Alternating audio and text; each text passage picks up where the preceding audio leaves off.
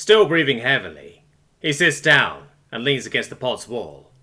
He closes his eyes, exhausted from his preparations. He can hear the sounds of strong winds whipping against his shelter. He should consider himself lucky that he made it in time, even if just barely.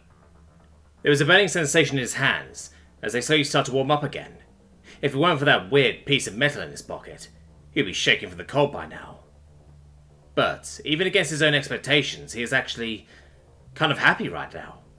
Some deep, primal part of him is in full action and enjoying every moment of it. He chuckles at the absurdity.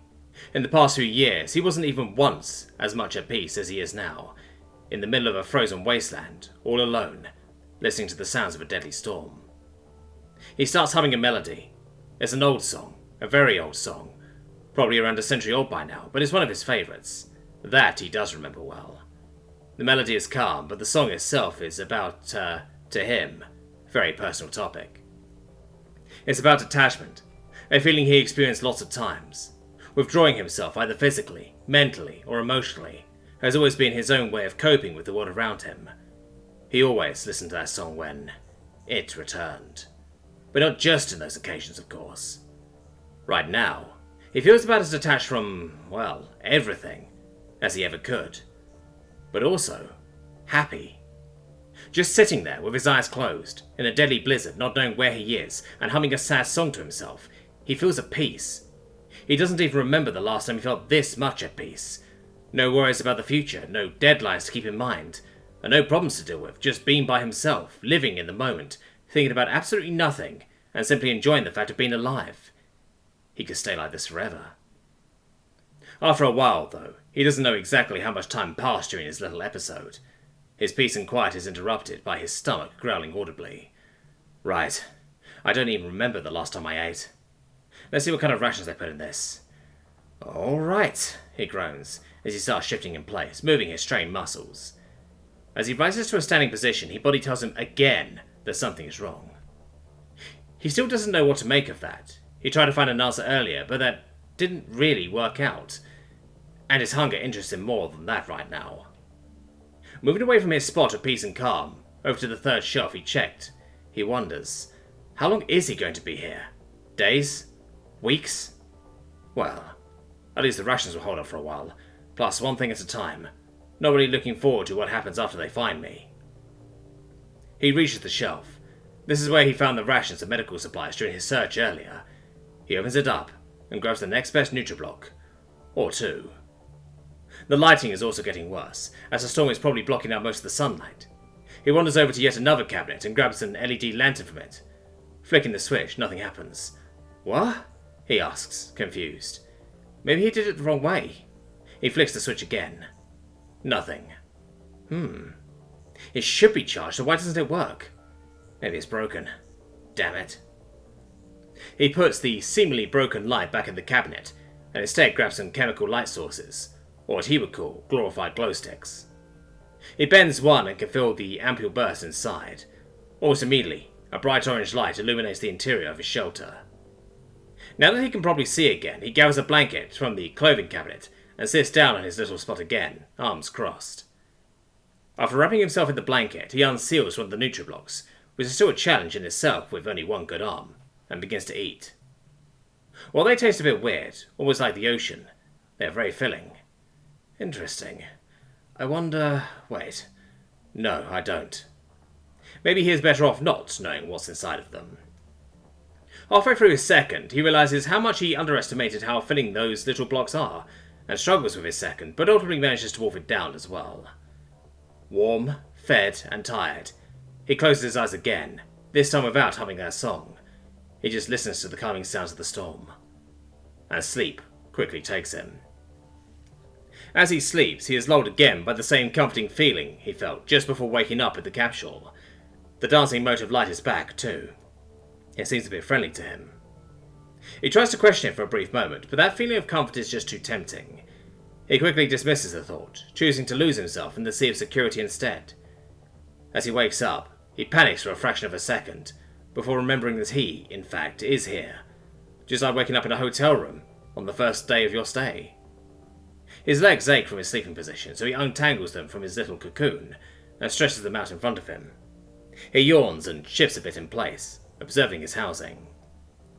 There is the glow stick he dropped on the floor earlier, but it has long since wrung out. Instead, the interior is illuminated by the 4 tiny bulkheads again.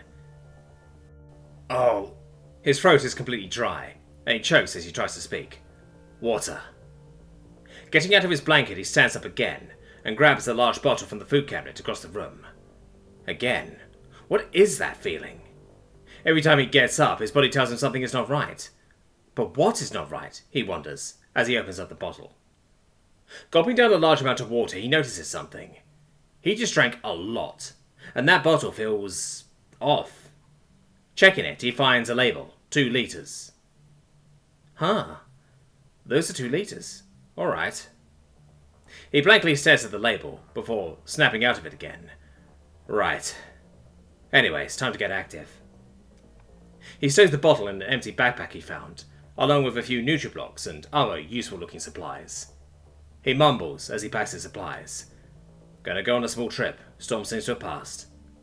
He needs something to do. If he stays inactive, he will die of boredom instead of starvation. And some light exploring will do just fine. The pod has a transponder, and he wears a bright orange jacket.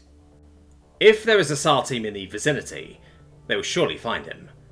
Plus, the storm should have made any kind of mission around here impossible, so it is going to take them some time to get here anyway. Using some tent stakes and a belt, he quickly builds himself a makeshift brace for his right forearm, which sadly still hurts quite a bit. His hip is fine though. It seems a bit of sleep at least fixed some of his problems. After that, he throws the axe around his shoulder again, grabs a compass and an empty piece of waterproof paper. He now has all the tools needed to defend and orient himself. Seems those 6 months of compulsory service are finally about to pay off. Armed, geared up, rations in his backpack, and eager to explore, he walks over to the door and laboriously opens it up again. The interior of the pod seems to have warmed up quite a bit, as the outside feels a lot colder now. It also is very bright out today. He has to squint his eyes at the sheer brightness. Will want to drive the heating bill up. He slams the door shut and looks towards the distant mountain. The visibility is a lot better, and he can clearly see it on the horizon.